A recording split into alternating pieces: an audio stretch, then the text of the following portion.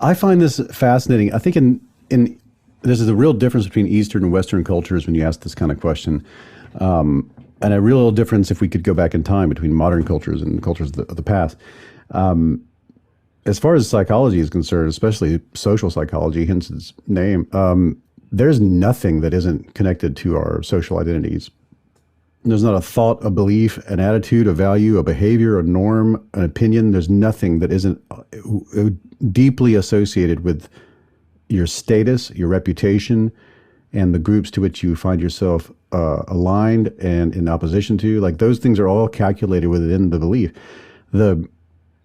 I know that as a Westerner in the modern world, as somebody else who grew up in the Deep South in the 20th and 21st century of the modern world in North America, my culture is constantly pushing on me this idea that I'm an individual and that I am separate from the collective in some way. There's some cowboy, motorcycle jacket dude in there who does whatever he wants and thinks what he does and walks his walk and lives by his code. And we all have that, man, woman, everything, and that's if in this culture. And when it comes to belief, there's a very sort of intellectual version of that thing too, where it's the assumption that you kind of went down into the bowels of your castle and looked at all your scrolls and pulled them out by candlelight and read them like, some Lord of the Rings, Game of Thrones thing. You're like, yes, yes, yes. And this is what I think about climate change. And then you come up to the stairs and then you have a party, a dinner party, or you meet with people and they say, tell me what you think about climate change. Yes, I know quite well what I like. That's that feeling that you did it by yourself.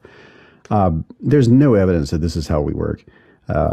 This is, first of all, the books that you're reading, somebody else wrote, and the way you got those books came to you by some social mechanism within an institution built by people, within a culture that creates institutions, and that culture is people. You grew up with people, parents, and then people within the subcultures and within your regional culture. You're nothing but a giant collection of influences from social sources. And whether you go with or against those things, that reaction is influenced by the society in which you found yourself. If you grew up across the planet or 200 years ago, you'd be pushing against or going with different social influences, but they'd still be social influences. And so you might have a different way of looking at things, but it would just be different influences. So what I'm driving at here is that we are a social primate. This is, when it comes to nature and nurture debates, that's irrelevant. That's a sort of a non-debate. Nature and nurture are intimately intertwined. You can't have one without the other. They're two sides of the coin. They're not even sides of a coin. That's two. The coin has one side. It's process. Yeah. And so, as a social primate, we are different organisms on Earth have different strategies for surviving. We're kind of similar to bees and ants in a way. Like we develop sociality, and there are other mammals that do this, like naked mole rats and things. But we're ultra social in the way that ants and bees are. We live and die by our social networks, and we create group plans and group goals, and we have a lot of innate psychology, a lot of our DNA codes for proteins that build brain structures that only are concerned with generating cognitive reactions to other human beings' behaviors. We even have a portion of our brain that is only for recognizing faces. Like we seeded a portion of our brain that could have been used to, do calculus for knowing if a person's smiling or frowning. That's how important that is.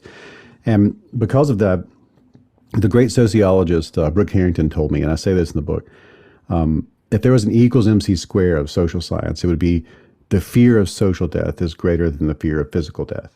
As far as motivations go, as far as motivating factors for thoughts, feelings, behaviors, the idea that what you may be planning to do, what you may be sharing with another person, the information you may be taking in and considering true or false, the attitude you may be entertaining, if you can assume that the doing X will lead to a Y, and the Y is I will be ostracized or shamed, you'll be strongly motivated to avoid that outcome. And that can lead people to take information in without skepticism, or it can cause people to be ultra skeptical for information that others wouldn't be. and it deeply affects our behavior in the domain of persuasion and just making sense of the world. So, yeah, as far as, I don't know, that's a very long-winded answer to beliefs are very social. Like truth is tribal, as someone told me when I was working on the book.